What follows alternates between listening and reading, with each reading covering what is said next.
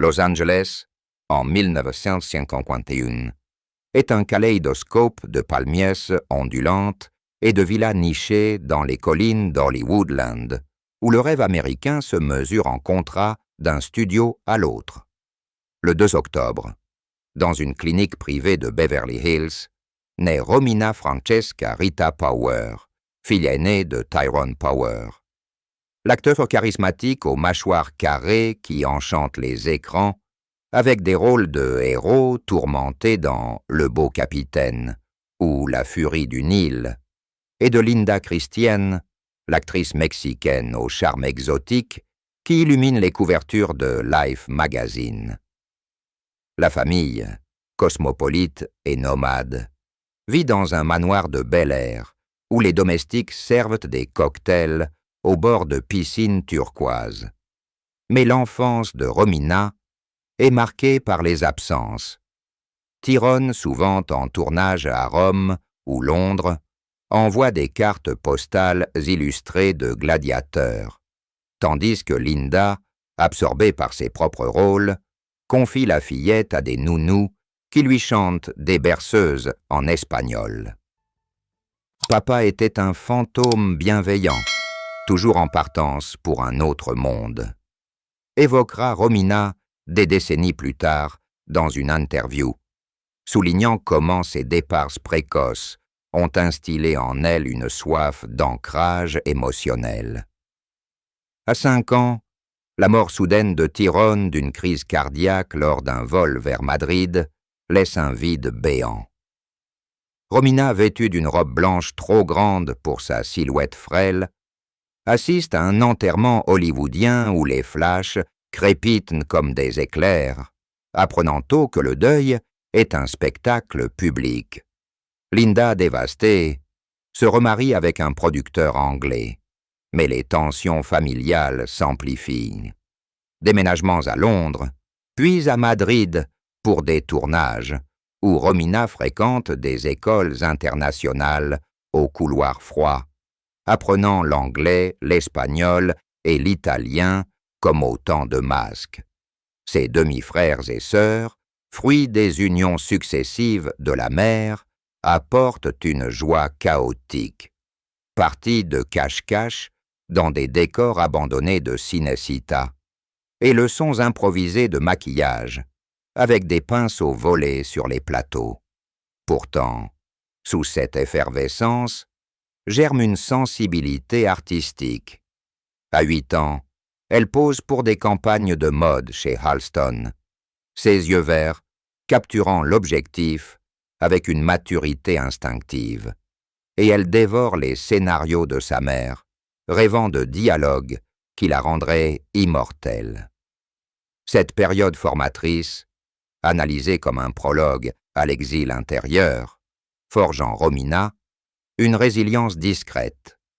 Elle excelle en peinture, esquissant des portraits de son père absent sur des carnets secrets, et développe un amour pour la musique folk, grattant une guitare offerte par un oncle producteur.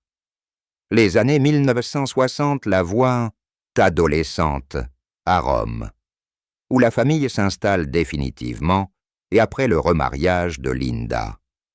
Le Colisée devient son terrain de jeu et les trattorias du Trastevere, lieu de confidence avec des artistes italiens qui, lui, prédisent une carrière fulgurante. Hollywood, lointain mirage, laisse en héritage un éclat fragile. Romina apprend que la gloire est un feu qui consume, préparant son entrée dans un monde où l'amour scénique masquera des abysses plus profonds.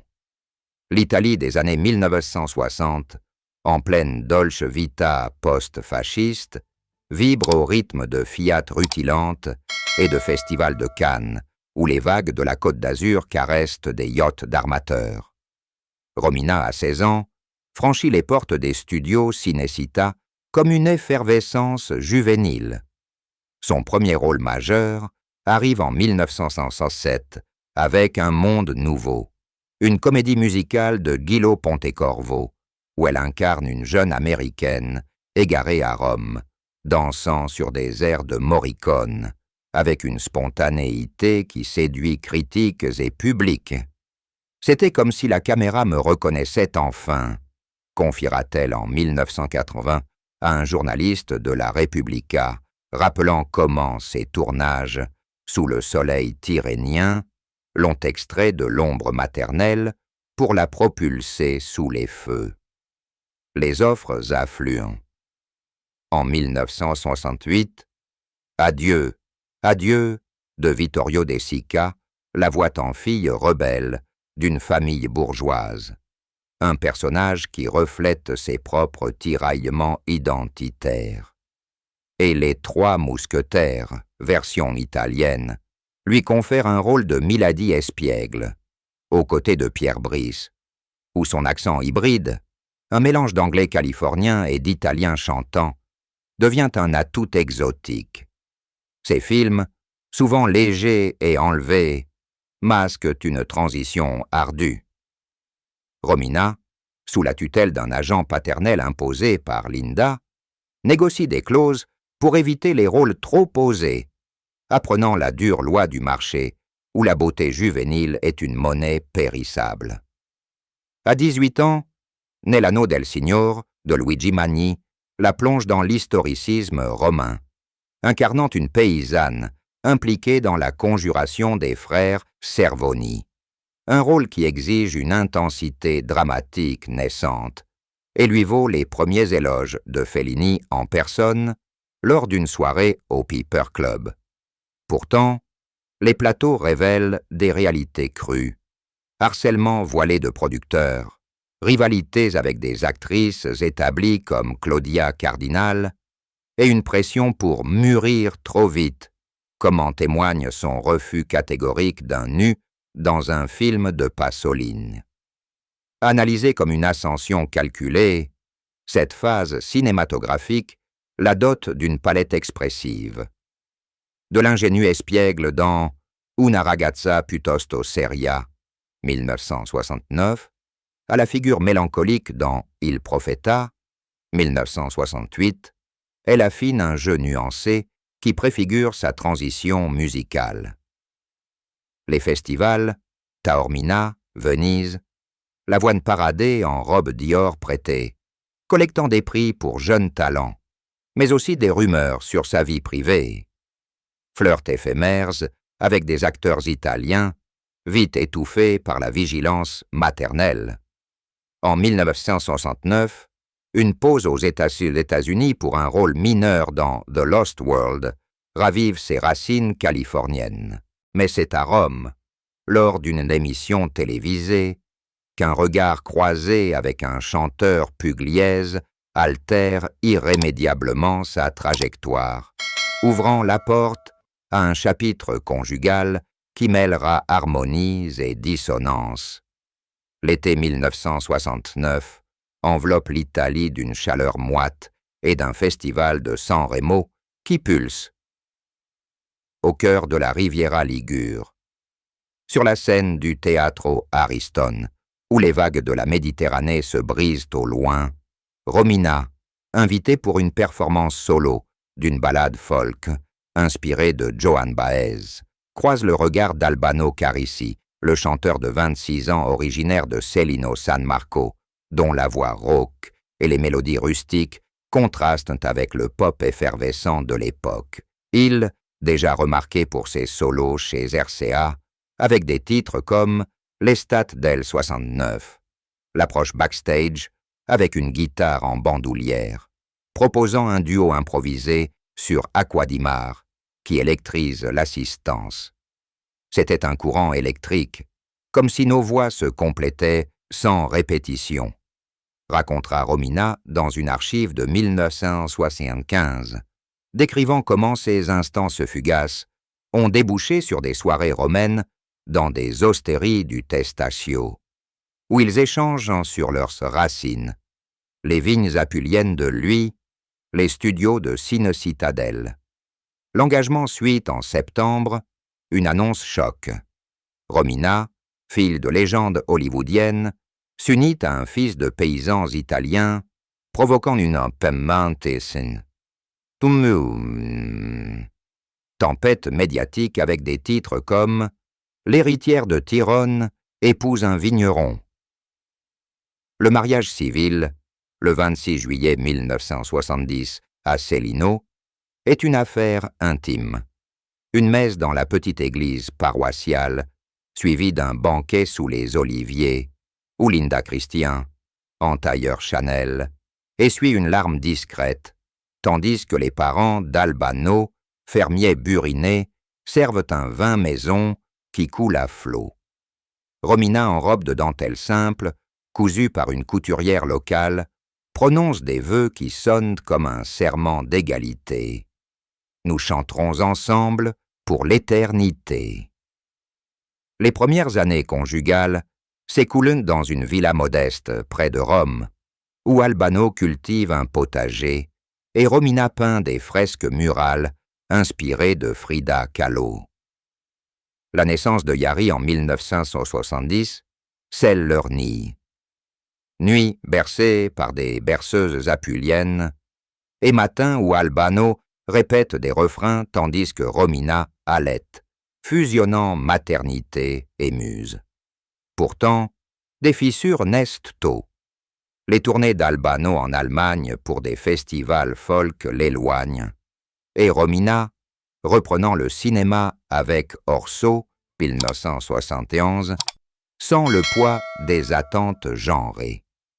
Analysée comme un pacte romantique, idéalisé, cette union propulse leur duo. Leur premier single, Dialogue en 1970, grimpe aux charts, mais les dynamiques internes. Albano comme pilier autoritaire, Romina comme l'ange gardien, préfigurent des tempêtes que les harmonies publiques dissimuleront. Les années 1970 voient l'Italie se réveiller au son des transistors portables, avec des radios qui diffusent des tubes en boucle depuis les plages d'Ostie aux usines de Turin.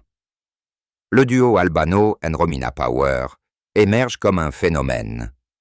Leur premier album, Atlantide, en 1971, fusionne pop italienne et influence folk américaine, avec des titres comme La Montagna del Du, qui vendent des centaines de milliers d'exemplaires.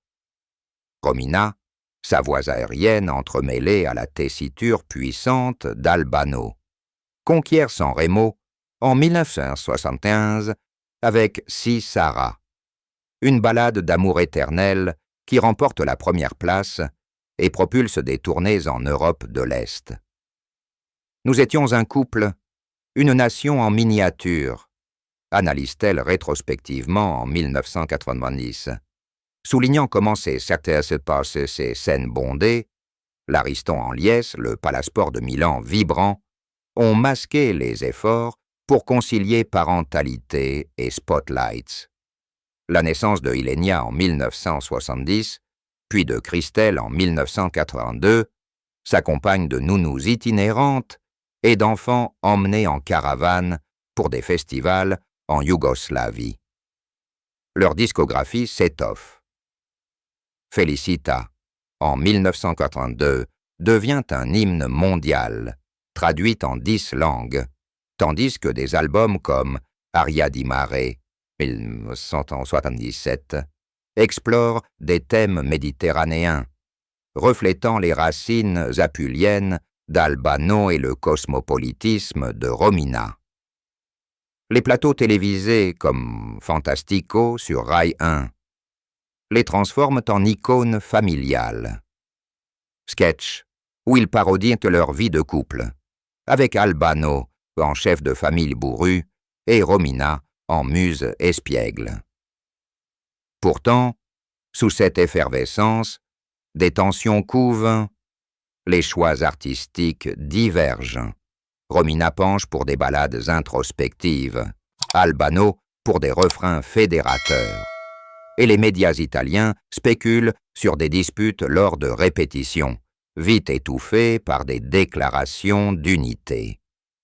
La naissance de Romina en 1987, 4e enfant, coïncide avec Simpre et Père Sampre, 1986, un succès qui les mène à l'Eurovision,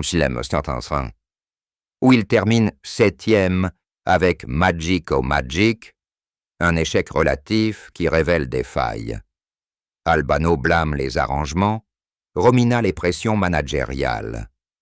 Analysée comme un âge d'or factice, cette décennie de gloire, millions de disques vendus, villas acquises, qui en Apulie, consolident leur empire, mais sèment les graines d'un déséquilibre. Albano comme dominateur créatif, Romina comme l'ombre lumineuse, un duo où l'harmonie vocale compense des dissonances domestiques grandissantes. Les années 1980 s'achèvent sur un ciel assombri. En décembre 1993, Ilenia, l'aînée de 23 ans, aventurière au tempérament libre qui a fui les contraintes du duo pour étudier la littérature à New Orleans, disparaît lors d'une escapade nocturne le long du Mississippi. Les recherches, menées par Albano, avec une détermination féroce, appels à la police fédérale, voyages aux États-Unis, se heurtent à des murs. Témoins évoquent une fugue volontaire. Mais Romina, dévastée, perçoit dans cette perte l'écho de ses propres aspirations étouffées. Ilenia était mon reflet, une âme en quête d'air pur, confie-t-elle en 1985 à un journal intime publié postérieurement, révélant comment le deuil a exacerbé les tensions. Albano, obsédé par la traque, néglige les autres enfants, Yari en pleine adolescence rebelle, Christelle et Romina en quête d'identité, tandis que Romina, repliée sur le bouddhisme tibétain découvert en 1985 lors d'un voyage en Inde, médite dans des retraites himalayennes pour apaiser le vide. Le duo, malgré le triomphe de Notte di Notte 1992, craquelle.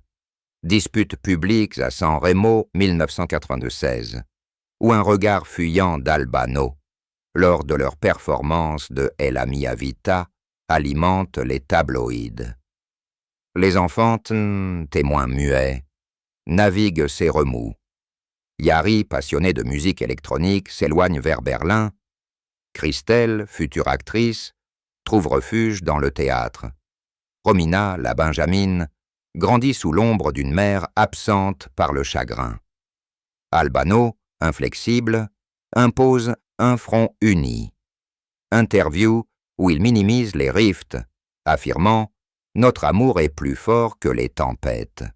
Pourtant, des proches murmurent des violences verbales, reproches incessants sur les choix spirituels de Romina, qui lit des sutras tibétains au lieu de répéter, et une emprise émotionnelle qui la confine à un rôle d'épouse-muse. Analysée comme un point de non-retour, cette période de deuil collectif, la déclaration de présomption de mort de Ilenia en 2013, érode leur alliance.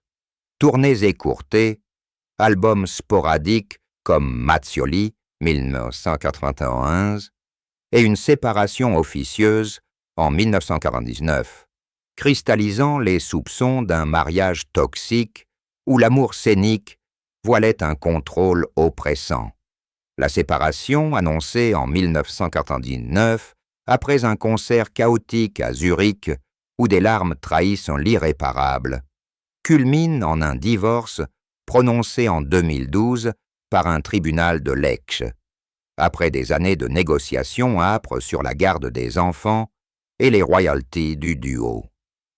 Romina, installée dans une villa aux portes de Rome, entourée de jardins zen, entame une mue spirituelle.